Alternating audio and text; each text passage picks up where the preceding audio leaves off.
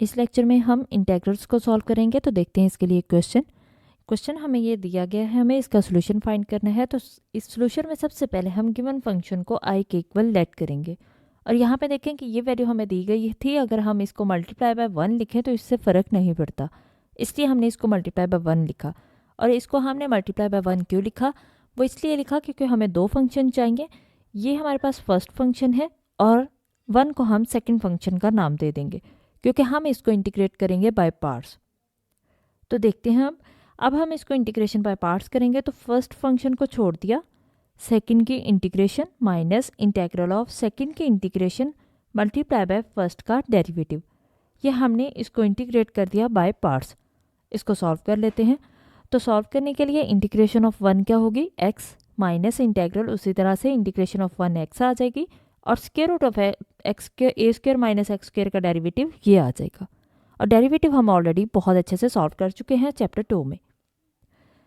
तो यहाँ पे हमने इसका डेरिवेटिव लेने के बाद यहाँ पे देखें कि ये 2 से 2 कैंसिल हो जाएगा और ये माइनस एक्स क्या हो जाएगा? एक्स स्क्वायर आ जाएगा। बाकी सारी वैल्यूज़ उसी तरह से आ गई।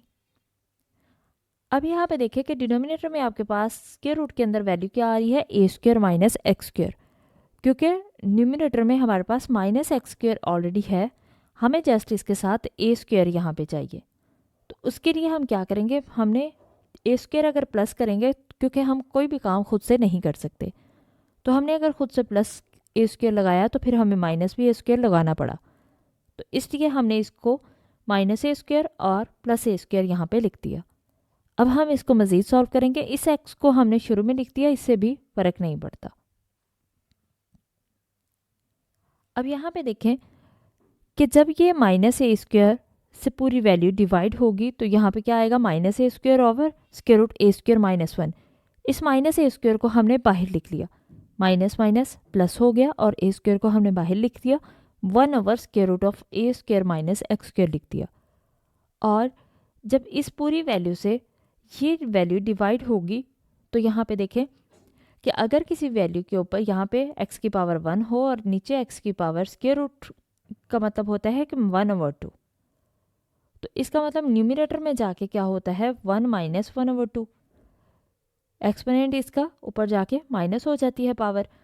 तो ये हमारे पास अगर सॉल्व करते हैं तो हमारे पास क्या बचता है? x की पावर 1 ओवर 2, क्योंकि इसका एलसीएम लेंगे तो एलसीएम लेने से 1 ओवर 2, तो इसका मतलब स्क्वायर रूट ऑफ x आएगा। सेम इसी तरह से इस पूरे में अगर ब्रैकेट लगाएं तो यहाँ पे क्या आएगी? पावर 1 और नीचे स्क्वायर रूट है, इसका मतलब 1 ओवर 2 पावर होगी। और इसको सॉल्व करने के बाद सेम ऐसे सॉल्व करने के बाद स्क्वायर रूट x यानी square root of a square minus x square बचेगी। तो इस तरह से हमने इसको सॉल्व कर लिया। अब हम इसकी इंटीग्रेशन सॉल्व करते हैं। तो फर्स्ट वैल्यू उसी तरह से आ गई, प्लस ए स्क्वायर भी वैसे ही आ गया। और ये हमारे पास कौन सा फॉर्मूला है? ये हमारे पास आइडेंटिटी ऑलरेडी गिवन है, हमारी बुक में प्रूफ है कि integral 1 over square root of a square minus x square d x किसके इक्वल होता है? Sine inverse x over a के इक्वल। तो ये हमारे पास इसकी इंटीग्रेशन सॉल्व हो गई। और इसको देखें कि ये हमारे पास क्वेश्चन था, जो गिवन क्वेश्चन था वो यही था जिसको हमने नाम दिया था आई का। तो इसलिए इसकी जगह इसकी वैल्यू हमने पुट कर दी जो कि है आई। अब यहाँ पे देखें कि माइनस आई है, जब इक्वल की दूसरी साइड पे जाएगा तो ये क्या हो जाएगा? प्लस आई हो जाएगा।